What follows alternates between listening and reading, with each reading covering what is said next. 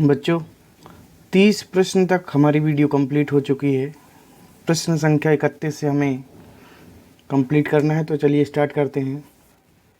प्रश्न संख्या 31 से, इसमें प्रश्न 31 में पूछा गया है कि ईंटों का अलंकरण किस स्थान से मिला है, यानी कि ईंटें बनाए जाने का साक्ष्य कहाँ से मिला है, जहाँ पे ईंटें बनती थीं।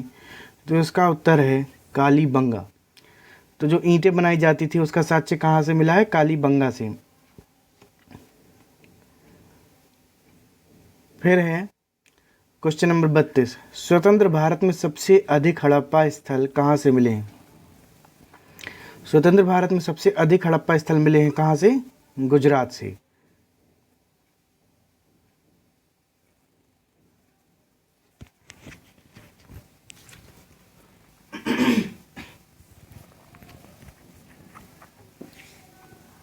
फिर देखते हैं क्वेश्चन नंबर 33, कांसे की बनी हुई नृत्य करती हुई स्त्री की मूर्ति कहाँ से मिली है।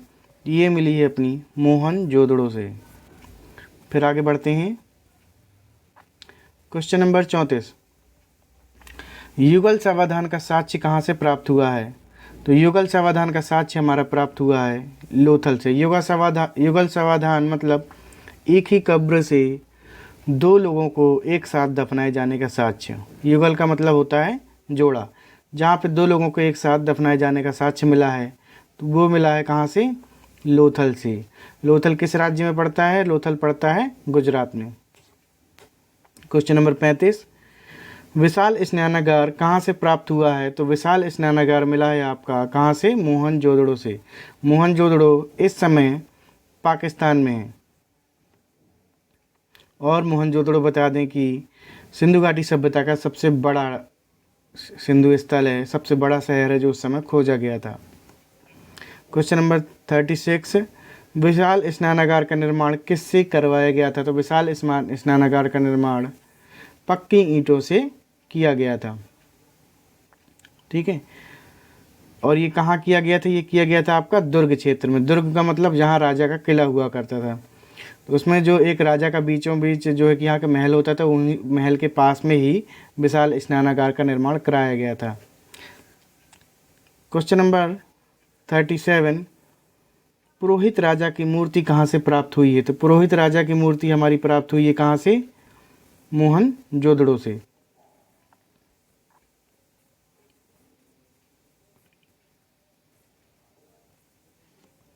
अब देखते हैं क्वेश्चन नंबर 38 नंबर प्रश्न में पूछा गया, पुरानी चीज़ों की तिथि का पता कैसे लगाते हैं। जो भी हमारी प्राचीन चीज़ें होती हैं उसका पता लगाने के लिए एक पद्धति को विकसित किया गया था। उस पद्धति का नाम रेडियो कार्बन तिथि निर्धारण द्वारा। फिर क्वेश्चन नंबर 39 है, कार्बन C40 किन चीज़ों की तिथि का पता लगाता है।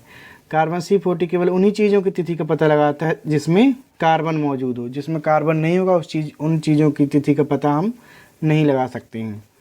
क्वेश्चन नंबर 40 है, कार्बन डेटिंग से कितने वर्ष के जीवाश्मों का अध्ययन किया जाता है। तो ये जो कार्बन डेटिंग हमारी पद्धति है, इससे हम केवल 50,000 साल पुरानी वस्तुओं का पता लगा सकते हैं। फिर क्वेश्चन नंबर 41 देखते हैं। तो क्वेश्चन नंबर 41 में है, 50,000 से अधिक पुरानी वस्तुओं के लिए किस पद्धति का प्रयोग किया जाता है। तो इसमें बता दें कि जो 50,000 से कम थी उसमें हमने कार्बन डेटिंग पद्धति का प्रयोग किया था, और जो 50,000 से अधिक वर्ष की पुरानी वस्तुएं हैं उसके लिए हम यूरेनियम पद्धति का प्रयोग करते हैं, जिससे कि हम 50,000 साल से पुरानी चीज़ों का पता चल जाता है। फिर बात करते हैं कश्मीर से किस सभ्यता की प्राप्ति हुई। तो कश्मीर से जो हमें सभ्यता की प्राप्ति हुई है वो ये बुर्ज होम से। बुर्ज होम में ही इंसान को साथ कुत्ते को दफनाए जाने के साक्ष्य मिले थे, और कश्मीर ये कश्मीर पे स्थित है। फिर है यूपी में कृषि और वन्य दोनों प्रकार के चावलों के साक्ष्य कहाँ से मिले हैं। तो बोलन घाटी कोल्डेवा स्थल से। ये यूपी की बात कर रहे हैं, तो इसमें यूपी का ज़रूर ध्यान रखना है। तो इसमें चावल के जो साक्ष्य मिले बोलन घाटी कोल्डेवा स्थल से ही मिले हुए हैं। क्वेश्चन नंबर 44, कोट दीजी और अमरी किसके लिए प्रसिद्ध है। तो जो कोट दीजी और अमरी हैं तो ये हमारे विशिष्ट चित्रित मृद भांड शैलियों के लिए प्रसिद्ध हैं। और ये जो हम नाम पढ़ते हैं ना, कोटदीजी, कालीबंगा, अमरी और जो भी मोहनजोदड़ो है ना, ये सारे क्या हैं, ये सिंधु घाटी के शहर हैं जो उस समय प्राप्त हुए। इस शहरों के नाम हैं। फिर देखते हैं नगर नियोजन की आधार सामग्री कहाँ से प्राप्त हुई, मतलब जो उस समय के नगर बने हुए थे वो किन किन चीज़ों से बने हुए थे और वो चीज़ें कहाँ से प्राप्त हुई हैं। तो उसमें सबसे पहला नाम आता है मोहनजोदड़ो, हड़प्पा, चंदूदड़ो, कालीबंगा, लोथल, सुरकोटदा और बनावली। यहाँ से हमारी क्या हुई है, नगर नियोजन की जो आधार सामग्री है वो यहाँ से प्राप्त हुई है। फिर बात करते हैं सिंधु सभ्यता को हड़प्पा के नाम से क्यों जाना जाता है। सिंधु सभ्यता को हड़प्पा के नाम से क्यों जाना जाता है। तो सिंधु सभ्यता को जो प्रथम अवशेष मिले थे वो कहाँ से मिले थे, हड़प्पा से मिले थे, इसलिए हम सिंधु सभ्यता को हड़प्पा के नाम से जानते हैं। तो हम इसको सिंधु सभ्यता कह दें चाहे हड़प्पा सभ्यता कह दें, एक ही नाम है। क्वेश्चन नंबर 47, सिंधु सभ्यता को सिंधु के नाम से क्यों जाना जाता है। क्योंकि इसके अधिकतर स्थल सिंधु नदी के किनारे स्थित हैं। क्या है, सिंधु नदी के किनारे स्थित हैं, इसलिए इसको सिंधु के नाम से जाना जाता है। फिर बात करते हैं क्वेश्चन नंबर 48 में क्या है, भारत में पुरातात्विक स्थलों को खोजने का काम कौन करता है। तो भारत में पुरातात्विक स्थलों को खोजने का काम करता है भारतीय पुरातत्व एवं सर्वेक्षण विभाग, ASI। प्रश्न संख्या 49 की तरफ चलते हैं।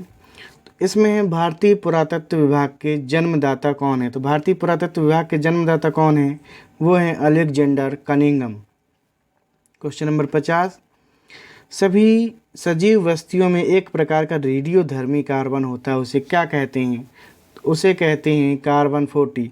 यही वो पदार्थ है जिससे हम पुरानी चीज़ों की समय का पता लगाते हैं। तो ये हर पदार्थ में होता है जिसकी वजह से हम वहाँ का पता लगा सकते हैं। कार्बन, फिर अगला प्रश्न देखेंगे, कार्बन डेटिंग का विकास किसने किया था। ये जो पद्धति है कार्बन डेटिंग जिससे हम पुरानी चीज़ों का पता लगाते हैं, इसका विकास किसने किया था। तो बिलार्ड फ्रैंक लिब्बी। ये कब किया था, 1940 में किया हुआ था इसने। क्वेश्चन नंबर 52 देखेंगे। क्वेश्चन नंबर 52, लिब्बी को नोबेल पुरस्कार कब मिला था। तो ये मिला था 1960 में। क्वेश्चन नंबर 53, भारत में वास्तुकला का आरंभ किसने किया। तो भारत में वास्तुकला का जो आरंभ किया था वो सिंधु वासियों ने किया था, वास्तुकला का आरंभ। फिर देखते हैं क्वेश्चन नंबर 54, सिंधु घाटी सभ्यता किस प्रकार की सभ्यता है। तो सिंधु घाटी सभ्यता हमारी किस प्रकार की सभ्यता है, नगरीय सभ्यता है। ये बहुत पुराने नगर हैं जो कि सबसे पहले बसाए गए थे, यानी कि मनुष्यों के द्वारा बसाए गए सबसे पहले नगर इनको कहा जा सकता है। क्वेश्चन नंबर 55, चावल के उत्पादन का साक्ष्य किस स्थान से मिला है।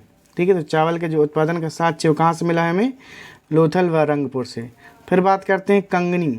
ये कंगनी यहाँ पर लिखा हुआ है, कंगनी यानी कि बाजरे की खेती के साक्ष्य कहाँ से प्राप्त हुए हैं। ये मिले हमें लोथल और सौराष्ट्र से हमें कंगनी या बाजरे की खेती की साक्ष्य मिले हुए हैं।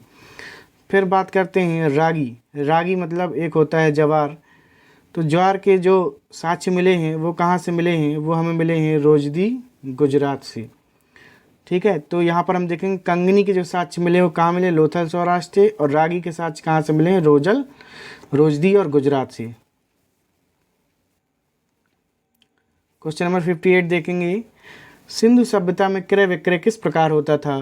क्वेश्चन नंबर 58, सिंधु सभ्यता में क्रय विक्रय किस प्रकार होता था। तो वस्तु विनिमय द्वारा। सिंधु सभ्यता में जो क्रय विक्रय होता था वस्तु विनिमय द्वारा होता था, अर्थात एक वस्तु के बदले दूसरी वस्तु आदान प्रदान की जाती थी, क्योंकि उस समय किसी प्रकार की मुद्रा नहीं चलती थी, तो उनका वस्तु विनिमय इस प्रकार से चलता था। फिर क्वेश्चन नंबर 59, सिंधु सभ्यता में पोत निर्माण एवं नावों द्वारा समुद्री व्यापार होने की पुष्टि कहाँ से प्राप्त होती है। सिंधु सभ्यता में जो नावों का निर्माण किया जाता था और नाव के द्वारा जो व्यापार होता था उसकी पुष्टि कहाँ से प्राप्त होती है। ये प्राप्त होती है लोथल से प्राप्त गोदीवाड़ा के साक्ष्य से। और आपको पता है कि जो लोथल है उस समय का क्या है, ये बंदरगाह था। और वहीं पर एक गोदीवाड़ा है, वहीं से एक साक्ष्य मिला हुआ है जिससे हमें नाव के द्वारा